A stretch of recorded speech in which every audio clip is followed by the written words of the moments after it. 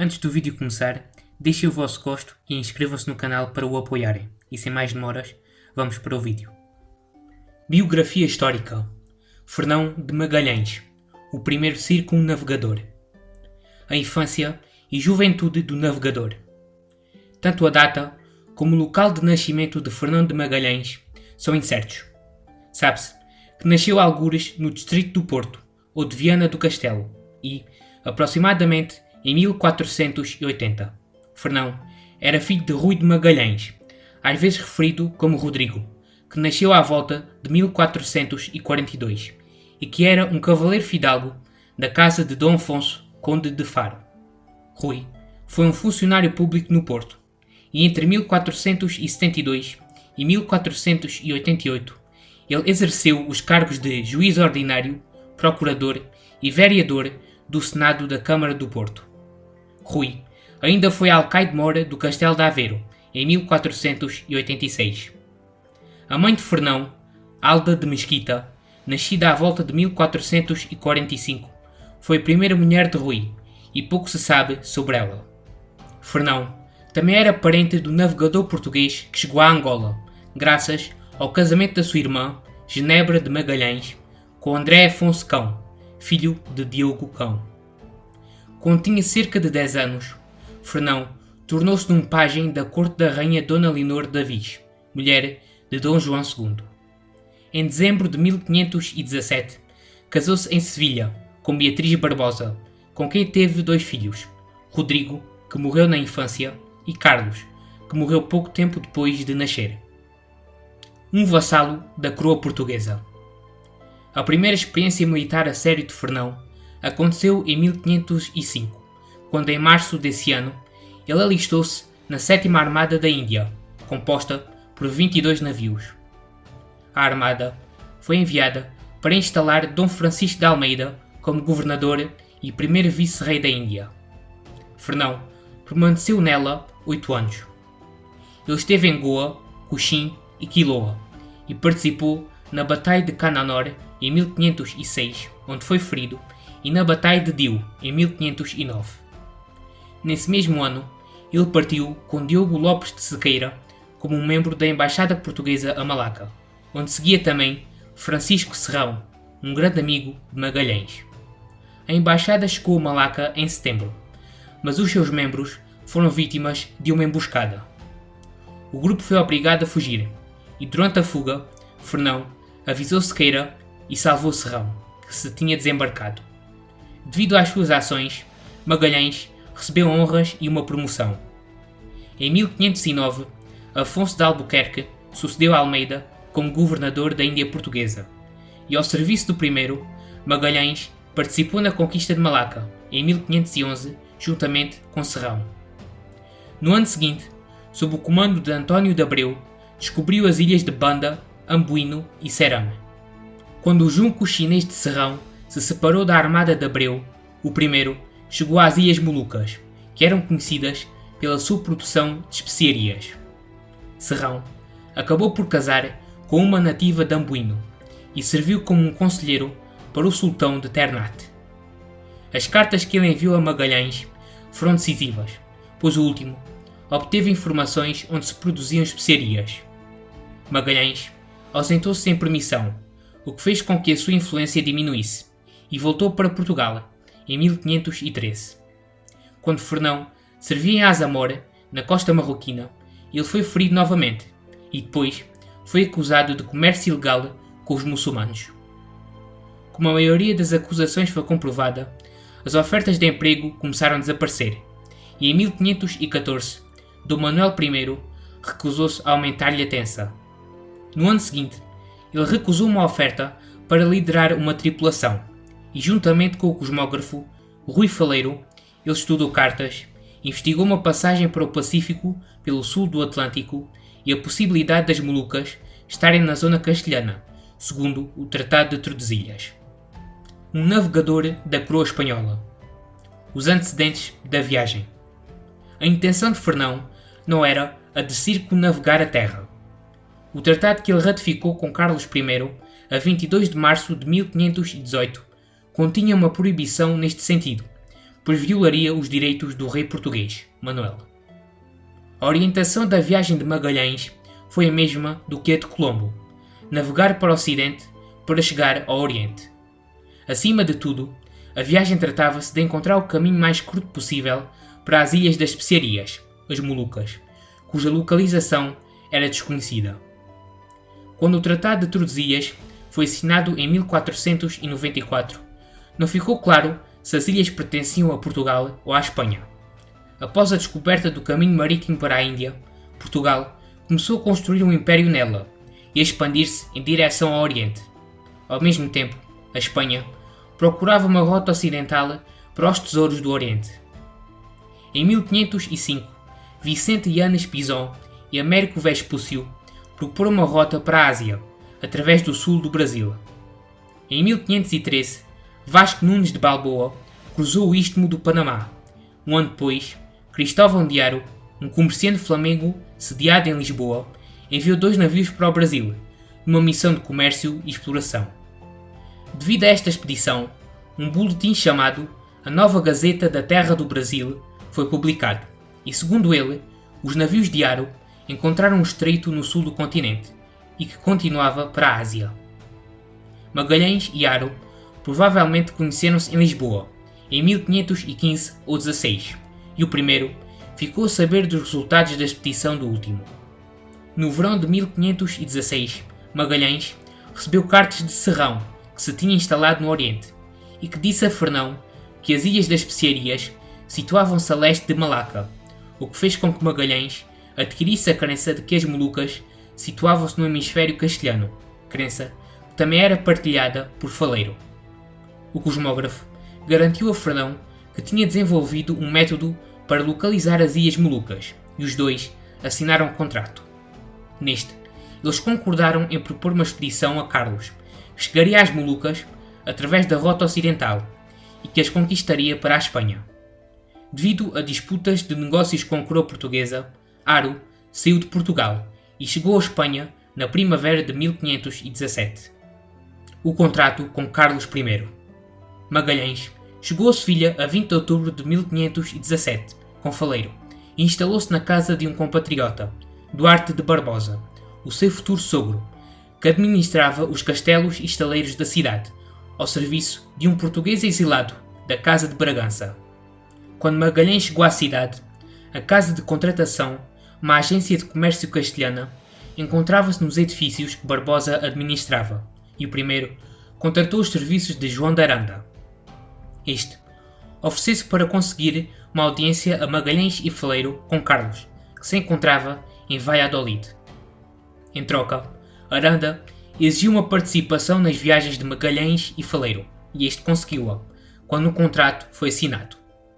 Magalhães, Faleiro e Aranda foram para Valladolid e foram recebidos pelo bispo João Rodrigues de Fonseca, pelo grão-chanceler João Savage e pelo rei. Magalhães prometeu a Carlos que chegaria às Molucas pelo Ocidente, através de mares não pertencentes a Portugal, e que provaria que as ilhas pertenciam à Espanha e não a Portugal. Na antessala de Savage, Magalhães conheceu Bartolomeu de las Casas, e este descreveu o primeiro como baixo, discreto, mas corajoso e pronto para grandes feitos. Depois de Magalhães e Faleiro terem apresentado o seu plano, Savage pediu-lhes que elaborassem um memorando com os seus termos e condições. Através deste, Carlos concluiu um contrato com os dois, chamado de capitulação na época, a 22 de março de 1518. Com a capitulação, Carlos disponibilizou-se a providenciar a Magalhães 5 navios, 234 tripulantes, equipamentos, artilharia e provisões para 2 anos.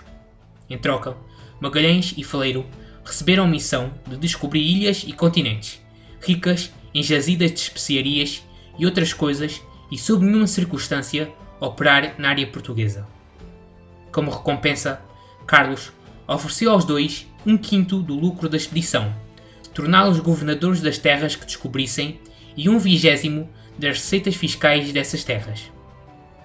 A capitulação estipulava que a rota para o oeste estava reservada apenas para Magalhães e Faleiro durante 10 anos, e Carlos também determinou que a expedição devia de partir a 25 de agosto de 1518.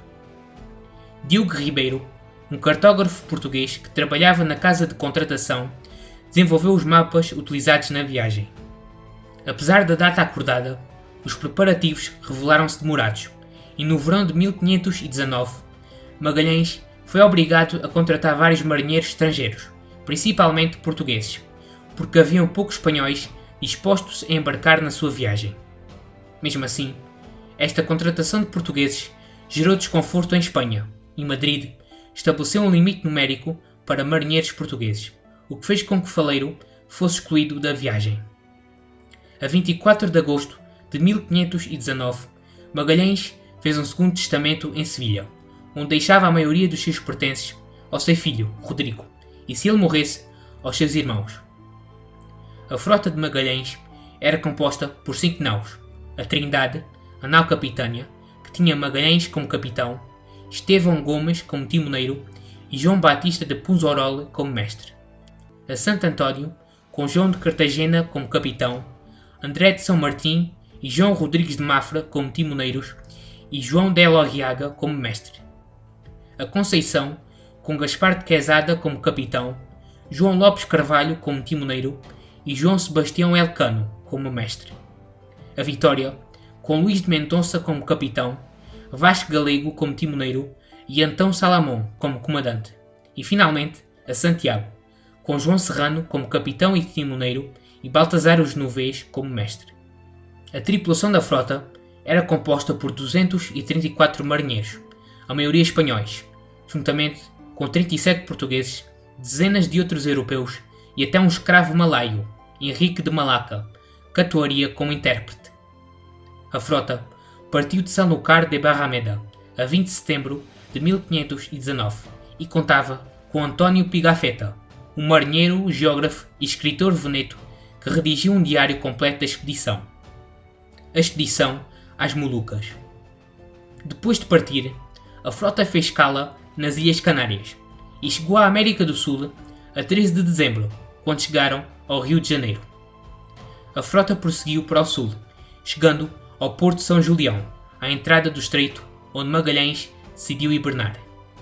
Durante a sua estadia em São Julião, um motim, liderado por João de Cartagena, Gaspar de Quezada e Luís de Mendonça, estalou. Durante este, Magalhães perdeu o controle de 3 das 5 naus da frota, mas acabou por vencer os amotinados. Mendonça foi morto durante os motins, Quezada e Cartagena foram executados. Durante o inverno, quando a Santiago explorava as águas junto ao porto, ela foi perdida numa tempestade, mas todos os tripulantes foram resgatados. A frota acabou por zarpar em outubro de 1520 e 3 dias depois de o fazer, descobriu um estreito que foi batizado com o apelido de Fernão, que permitia acesso ao Oceano Pacífico.